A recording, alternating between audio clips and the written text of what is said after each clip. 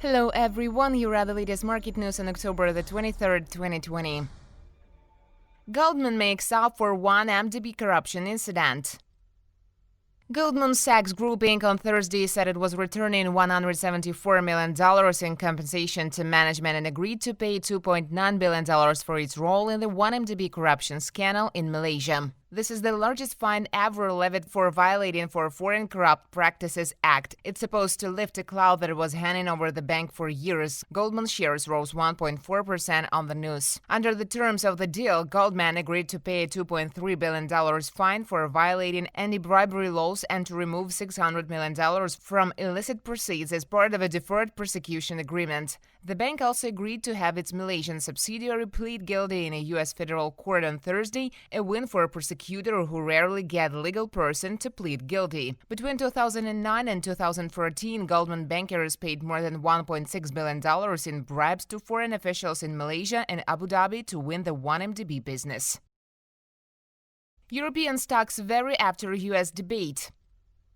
European stocks traded mixed on Friday as investors digest new curfew measures in Europe and the latest U.S. presidential debate ahead of the November elections. The closing debate on Thursday between U.S. President Donald Trump and his Democrat rival Joe Biden brought few surprises to election observers, but heightened investor caution ahead of the November 3rd poll. Investor confidence was also bolstered on Friday by news of the first COVID-19 approved treatment after Gilead Sciences received U.S. FDA approval on Thursday for its antiviral therapy to treat the virus. In the UK, Barclays' third-quarter revenue grew 38% in dollar terms, boosted by further strong performance by the investment bank and the markets division. German DAX futures were down 0.3%, French CAC 40 futures were up 0.1%, and UK FTSE 100 futures were up 0.2%.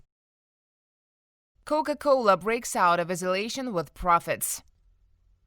The Coca-Cola Co. beat revenue and profit expectations Thursday as the partial reopening of theaters and restaurants boosted demand and helped the world's largest soda maker recover from a failed second quarter. The slump in overseas sales eased to average age in the third quarter from a roughly 50% decline in April and the height of the quarantine, while demand for its Coca-Cola and Coca-Cola Zero Sugar brands also surged. Coca-Cola generates about half of its revenue from the sale of soft drinks in public places, and their closure forced it to offer voluntary jobs cuts for about 4,000 workers in the United States. The company said consumers are buying more carbonated soft drinks and juices at grocery stores and online. On a per-share basis, the U.S. company earned 9 cents above expectations, according to Refinitiv. Net revenues of $8.7 billion also beat estimates.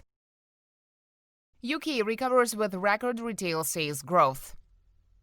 UK retail sales surpassed expectations last month and surged for the fifth straight month, surpassing the record quarter of growth that saw total sales surpass 5.5% before the pandemic. Strong household demand was the backbone of the UK's recovery from the initial shock from the coronavirus lockdown, when production fell 20%, more than any other major developed economy. Retail sales rose 1.5% in September alone and 4.7% higher than a year earlier, exceeding all economists' forecasts. The UK economy will see a rapid recovery in the third quarter, with retail sales data on Friday showing a record 17.4% increase in sales over the period. However, rising coronavirus restrictions are undermining consumer morale and weighing on the broader economy.